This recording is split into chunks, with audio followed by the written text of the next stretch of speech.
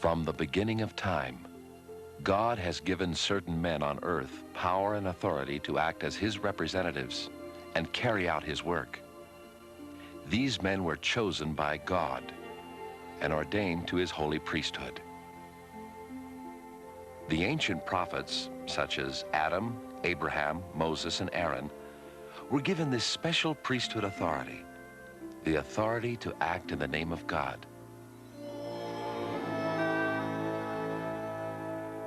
Jesus Christ himself went to John to be baptized, for John held the priesthood authority to perform this holy ordinance. The Savior chose 12 apostles and gave them the priesthood, which was necessary to perform their duties, saying, "Ye have not chosen me, but I have chosen you and ordained you."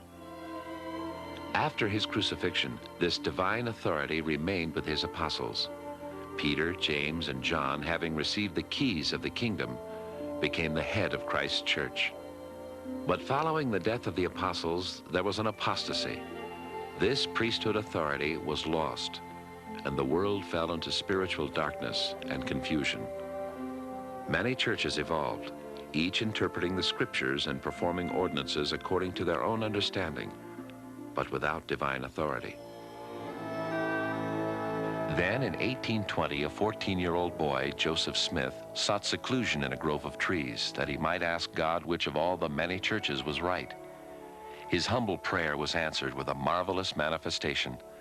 God the Father and his Son, Jesus Christ, appeared to Joseph and told him that the church of Jesus Christ was not on the earth, but would be restored through him at a future time.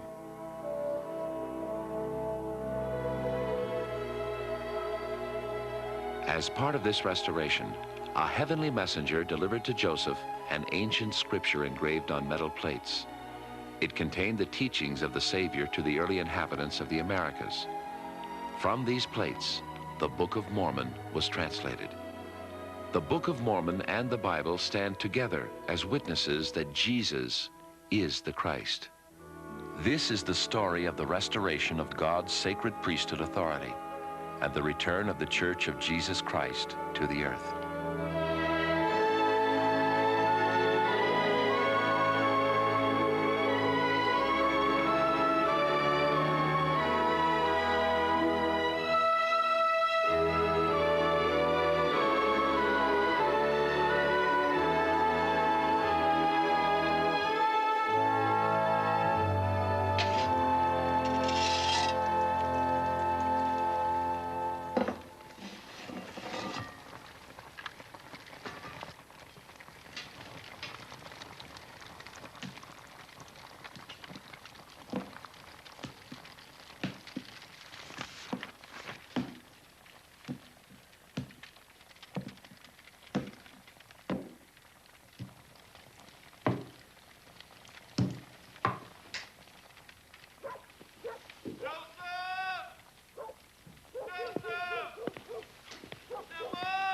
Joseph, it's Samuel. In the spring of 1829, Joseph and his wife Emma welcomed to their home in Harmony, Pennsylvania, a school teacher by the name of Oliver Cowdery.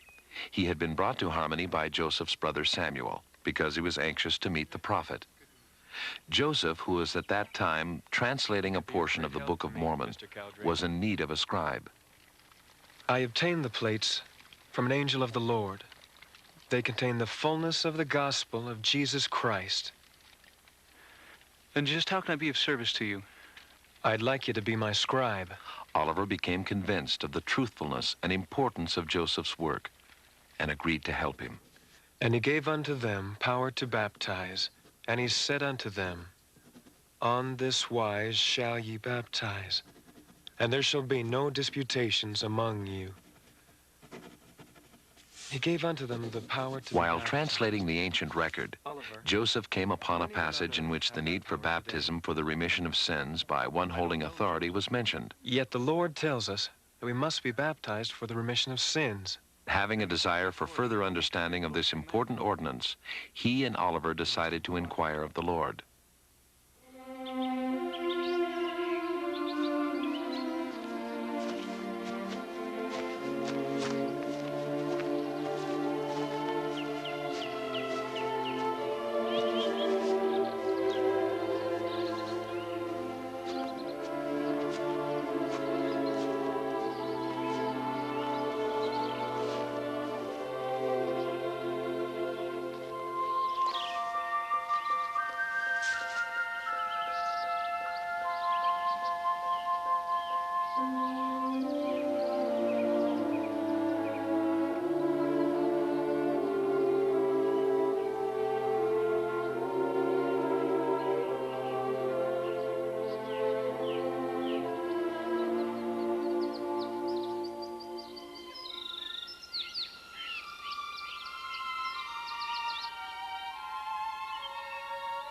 While we were thus employed, praying and calling upon the Lord, a messenger from heaven descended in a cloud of light.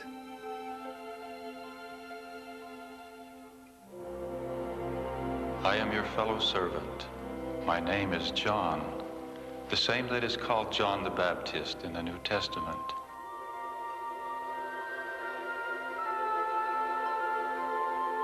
And having laid his hands upon us, he ordained us, saying, Upon you, my fellow servants, in the name of Messiah, I confer the priesthood of Aaron, which holds the keys of the ministering of angels, and of the gospel of repentance, and of baptism by immersion for the remission of sins. And this shall never be taken again from the earth, until the sons of Levi do offer again an offering unto the Lord in righteousness. He said this Aaronic priesthood had not the power of laying on of hands for the gift of the Holy Ghost, but this should be conferred on us hereafter. He said that he acted under the direction of Peter, James, and John, who held the keys of the priesthood of Melchizedek, which priesthood he said in due time would be conferred on us, and that I should be the first elder of the church, and Oliver Cowdery the second.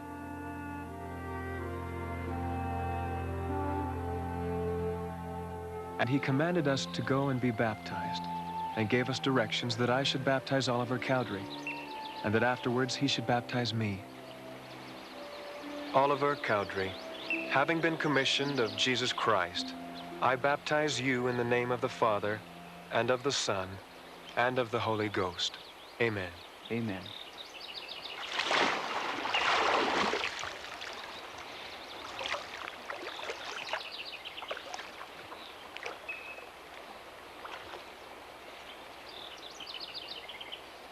Joseph Smith, Jr., having been commissioned of Jesus Christ, I baptize you in the name of the Father, and of the Son, and of the Holy Ghost. Amen. Amen.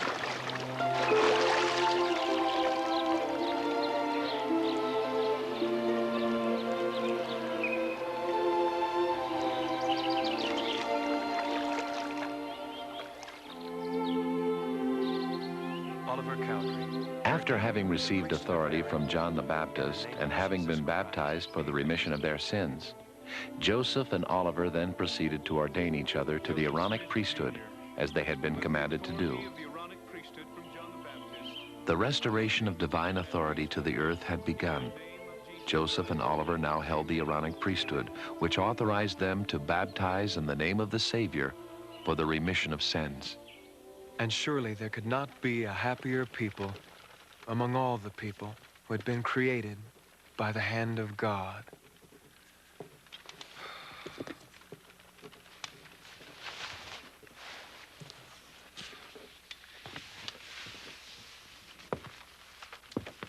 They resumed their work of translation and patiently awaited the bestowal of the higher or Melchizedek priesthood.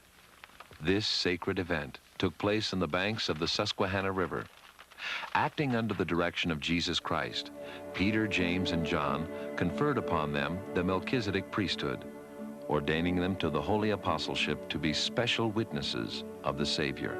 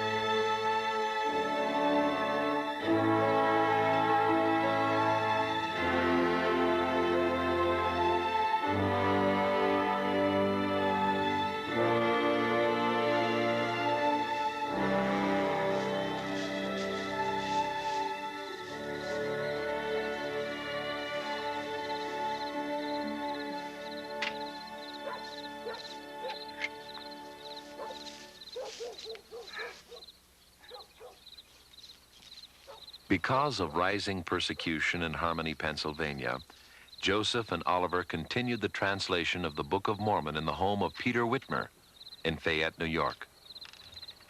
It was here Joseph and Oliver, aided by their friend and assistant David Whitmer, completed the task of translating the Book of Mormon and prepared the manuscript for the printer.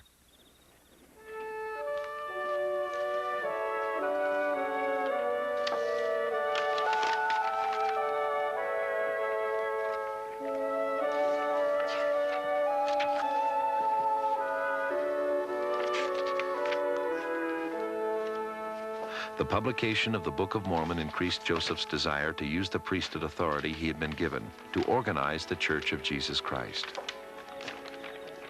We had for some time made this matter a subject of humble prayer. We were told to wait until those baptized could assemble to give their common consent to the proceedings and accept Oliver and me as their spiritual teachers. Oh, Father, I pray that thou wilt reveal thy will to me.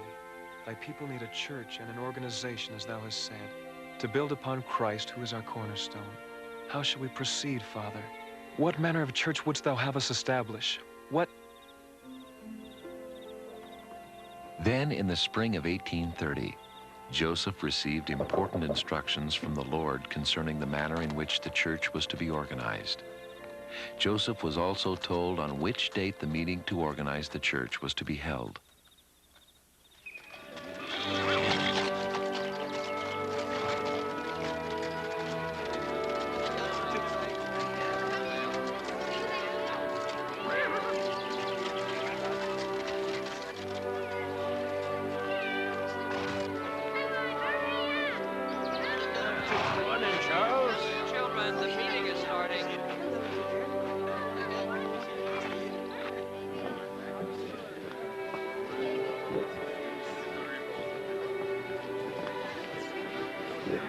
Brothers and sisters, let us organize the church.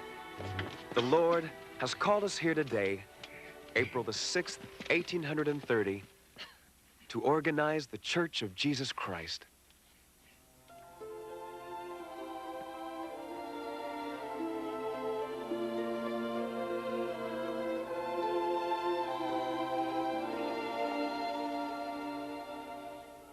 The meeting opened with solemn prayer, and the assembled brethren were then asked to accept Joseph and Oliver by common consent as their spiritual leaders. They were also asked to agree to the organization of the church as it had been revealed to Joseph.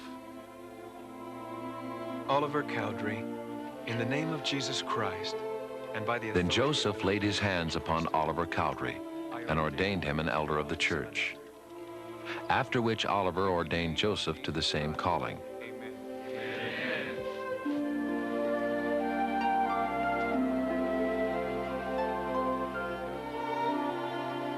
In accordance with the laws of the state of New York, the church was organized with 6 original members.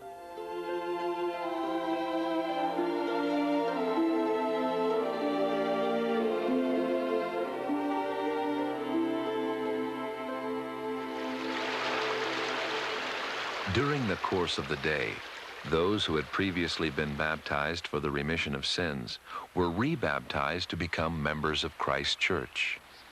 And later many others entered the water to receive this sacred ordinance, including Joseph's mother and father. Those who had been baptized were confirmed members of the newly organized church, and the gift of the Holy Ghost was bestowed upon them. Then, acting under the guidance of the Spirit, Joseph and Oliver ordained a number of brethren to various offices of the priesthood.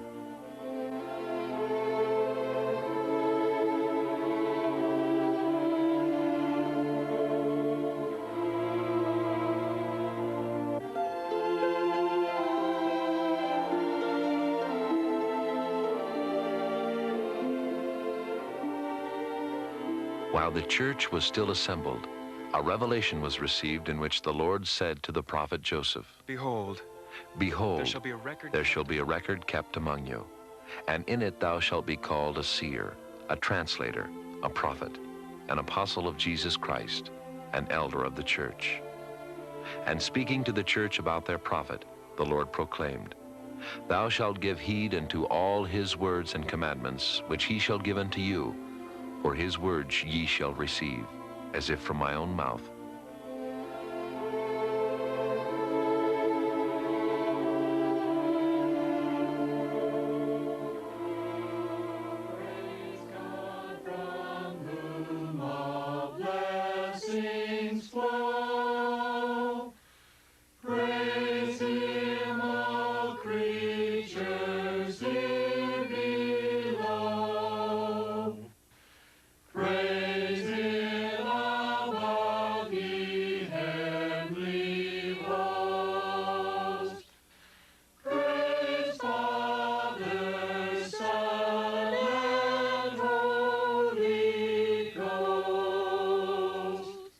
that they may eat in remembrance of the body of thy Son, and witness unto thee, O God the eternal Father, that they are willing to take upon them the name of thy Son, and always remember him, and keep his commandments which he has given them, that they may always have his Spirit to be with them. Amen. Amen. And Joseph and Oliver administered the sacrament in remembrance of the Savior, and after partaking themselves, passed it to the congregation. The Lord's Spirit was poured out upon them.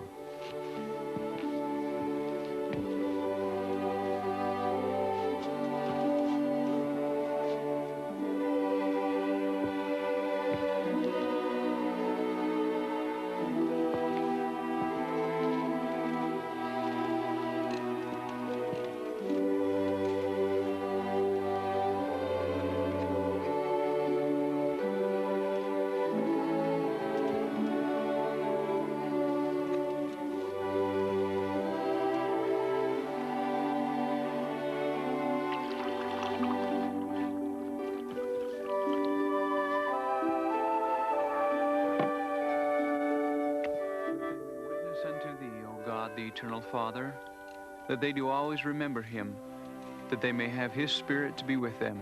Amen. Amen.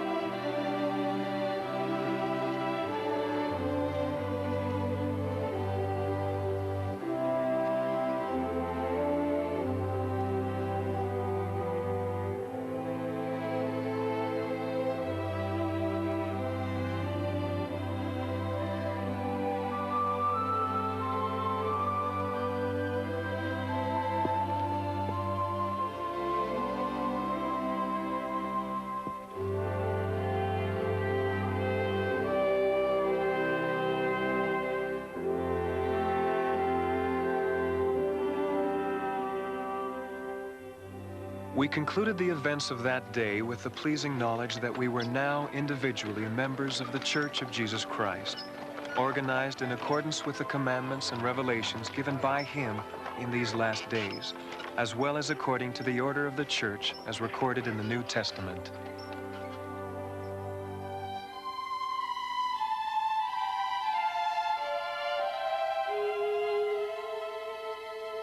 And so today, this same priesthood authority continues, conferred upon millions of worthy men to administer the affairs of God's kingdom in the church, in the home, and in the world, to bless and enrich the lives of all mankind.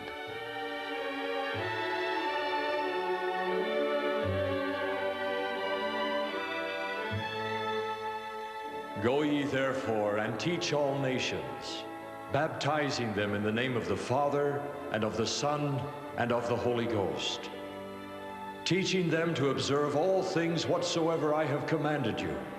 And lo, I am with you always, even unto the end of the world.